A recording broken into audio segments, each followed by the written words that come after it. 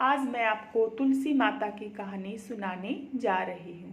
अगर आपको ये कहानी पसंद आए तो कमेंट में तुलसी माता की जय अवश्य लिखें। साथ ही अगर आपने मेरे चैनल को सब्सक्राइब नहीं किया तो सब्सक्राइब कीजिए। भगवान श्री कृष्ण कहते हैं कि पौधों में तुलसी मुझे प्रिय है, मासों में कार्तिक मास मुझे प्रिय है, तीर्थों में द्वारका मेरे हृदय के निकट है। जो व्यक्ति यह चाहता है कि उसके घर में सदैव शुभ कर्म हो, सदैव सुख शांति का निवास रहे, उसे तुलसी माता की आराधना अवश्य करनी चाहिए। जिस घर में शुभ कर्म होते हैं वहाँ तुलसी हरी भरी रहती है, जहाँ अशुभ कर्म होते हैं वहाँ तुलसी कभी हरी भरी नहीं रहती। कार्तिक मास में तुलसी के पास दीपक जलाने से मनुष्य अनंत पुण्य का भागी बनता है। जो तुलसी को पूजता है उसके घर लक्ष्मी हमेशा के लिए आ बसती है, क्योंकि तुलसी में साक्षात लक्ष्मी का निवास माना गया है।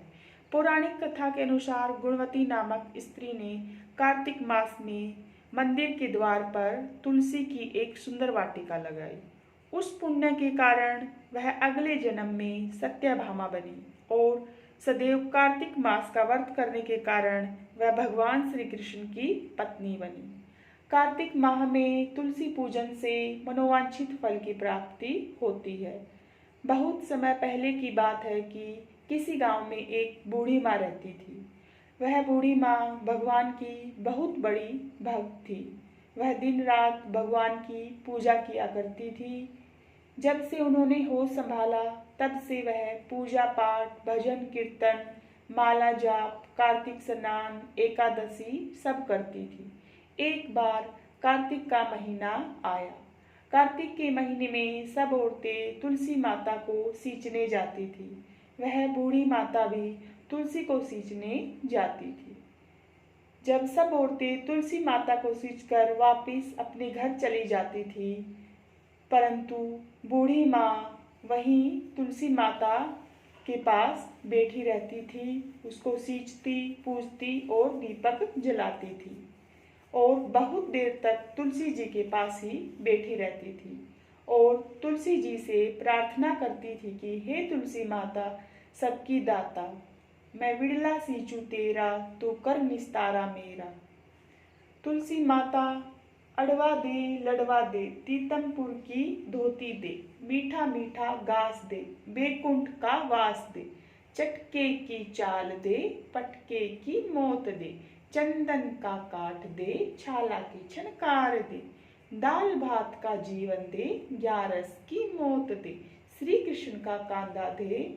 अब बूढ़ी माँ इतने समय से तुलसी की पूजा कर रही थी और रोज तुलसी सींचने आया करती थी। रोज तुलसी माता से यही प्रार्थना करती। यह बात सोच सोच कर तुलसी माता सूखने लगी। एक बार भगवान श्री कृष्ण ने पूछा, हे तुलसी, तुम क्यों सूख रही हो? तुम्हारे पास इतनी औरतें रोज आती हैं, तुम्हें मीठा भोग लगाती हैं, गीत गाती हैं, क्या तुम उनकी पूजा से प्रसन्न नहीं हो? तब तुलसी माँ ने कहा, नहीं प्रभु, मेरे सभी भक्त मुझे बहुत अच्छे लगते हैं और मुझे दिल से पूजते हैं, परंतु मैं अपने एक बहुत बड़े भक्त की वजह से परेशान हूँ। फिर भगवान श्री कृष्ण ने पूछा, हे तुलसी, तुम मुझे बताओ तुम किस भक्त की वजह से परेशान हो? तब तुलसी माता कहती है, भगवान, एक बूढ़ी माई रोज आती है और बड़े प्रेम भाव से मेरी पूजा अर्चना करती है और प्रार्थना करती है, मैं विड़ला सींचू तेरा, तो कर निस्तारा मेरा, अड़वा दे लड़वा दे, बैकुंठ का वास दे, चटके की चाल दे, पटके की मौत दे, चंदन का काट दे, छाला की छनकार दे, दाल भात का जीवन दे, ग्यारस की मौत दे, श्री कृष्ण का कांधा दे। इस तरह की बात वह कह जाती है। भगवान, मैं सब बातें तो पूरी कर दूंगी, पर कृष्ण का कांधा कहाँ से दूंगी? तब भगवान श्री कृष्ण ने मुस्कुरा कर कहा, हे तुलसी, तुम चिंता मत करो। वो बूढ़ी माँ मेरी बहुत बड़ी भक्त है। उन्होंने पूरी जिंदगी कार्तिक स्नान, व्रत, पूजा पाठ और एकादशी की है। बात कंधे की है। जब वो शरीर छोड़ेगी तब मैं उन्हें कंधा दे आऊँगा। कुछ समय बाद बूढ़ी माँ की मृत्यु हो जाती है और सारे गांव वाले इकट्ठा हो जाते हैं। बूढ़ी माँ की अंतिम यात्रा ले जाने लगते हैं, पर वह बूढ़ी माँ इतनी भारी हो जाती है कि किसी से भी नहीं उठती। तब सब लोगों ने कहा, इतना पूजा पाठ करती थी, पाप नष्ट होने की माला फेरती थी, फिर भी इतनी भारी है, कैसे हो गई? जितने मुंह उतनी बातें। बूढ़ी माँ को ढोंगी तो कोई पापी कह रहा था। तब बूढ़े ब्राह्मण के रूप में श्री कृष्ण आए और उन्होंने भीड़ में से कुछ लोगों से पूछा, यह भीड़ कैसी है? तब लोग बोले, यह बूढ़ी मर चुकी है, पापिन थी इसलिए भारी हो गई।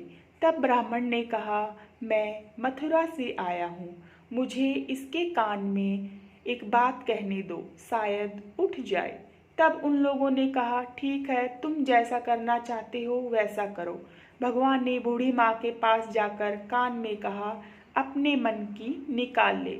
अड़वा दे, लड़वा दे, तीतमपुर की धोती दे, बेकुंठ का वास दे, चटके की चाल दे, पटके की मौत दे, बेकुंठ का वास दे, चटके की चाल दे, दाल भात का जीवन दे, 11 की मौत दे, श्री कृष्ण का कांधा दे। इसके बाद बूढ़ी माँ हल्की हो गई। भगवान श्री कृष्ण कंधे पर बूढ़ी माँ को ले गए और बूढ़ी माँ को मुक्ति मिल गई। हे तुलसी माता, जैसी मुक्ति बूढ़ी माँ को मिली वैसी ही हमें देना और अपने भक्तों को देना। तुलसी माता की जय।